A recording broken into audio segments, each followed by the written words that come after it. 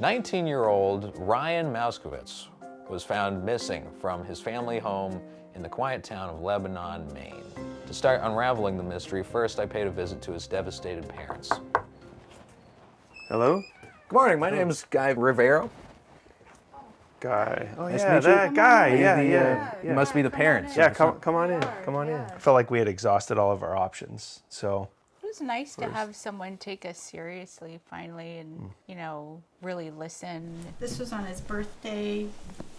He was there for that. So this is your son that's missing? Yes. Mm-hmm. I see the resemblance. Yeah, he looks like me. Oh. I thought he kind of favored me, but. Well, it really depends on which way you're He's a sitting. good-looking kid. when I you look mean, at him, you know, come on.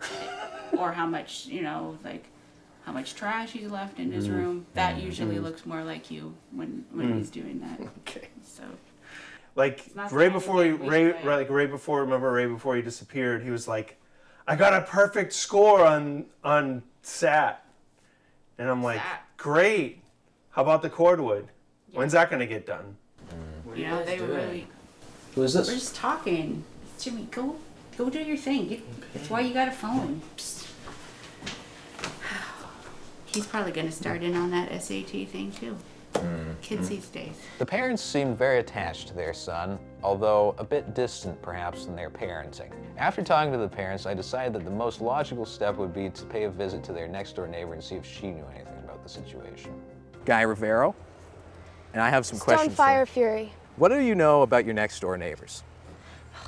The Moscowitzes. That is correct. I love all creatures, but I would not be upset to see those creatures disappear from the planet like our oceans are. The neighbors seemed a bit eccentric. Moving on from the neighbor, I remembered the parents mentioning that their son frequented the local library. Excuse me, ma'am. My name is Guy Riverro, and I have some questions for you. Do you happen to know the Moscowitz family?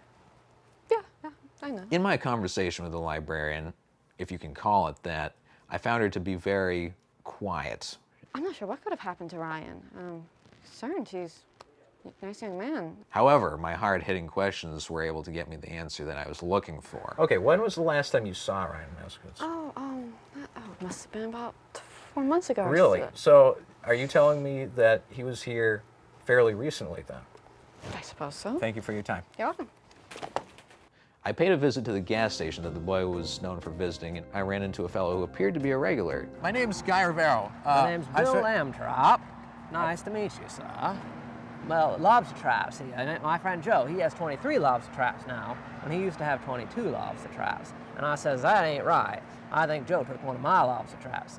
And you say missing person. Well, my dog went missing once. Her name was Lulabelle, and she took off after a car.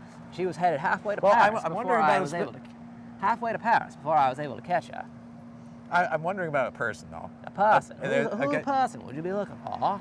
Do you know somebody by the name of Ryan? Ryan. Yeah, Ryan and I go way back. He and I were fishing buddies, you know, or lobster buddies. Ryan, he fancied the crabfish's daughter. And I says, Ryan, you know how crabmen are to lobstermen. And he says, well, it's the modern times. And I says, no crabfish's daughter is ever going to let a lobsterman marry him. And he says, I'm meeting with the dad to discuss. It was at this point that I had decided that I had learned more than enough about Ryan, but nothing at all about his whereabouts. I ain't never heard no Ryan Moscowitz. Now, I was talking to him about my friend Ryan Tanner. He was the one who was going to Alaska. So I decided to move on.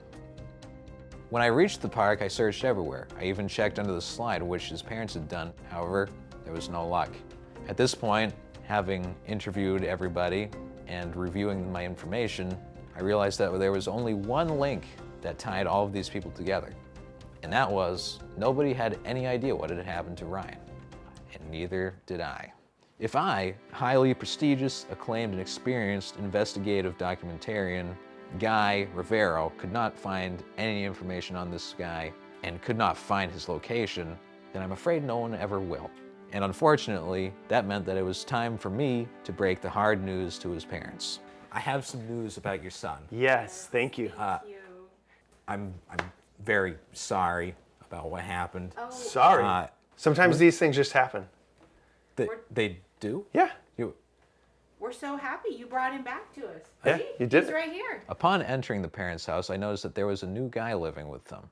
It appears as though they had taken on a surrogate son in order to replace the one that they had lost. Your Yeah. son, man? Son's back. This is Yeah. Ryan. You did it.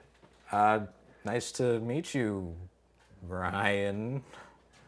In severe trauma cases such as this one, it is common for the grieving people to attempt often very strange, extreme measures in order to cope with their loss. You're happy to have him I around. am. again. I'm actually glad I don't have to stack the wood. I can refocus some of my time. Firewood, firewood, firewood. That's all they ever talk about. Can't we just get electric heating What or are you guys whatever? doing here, though?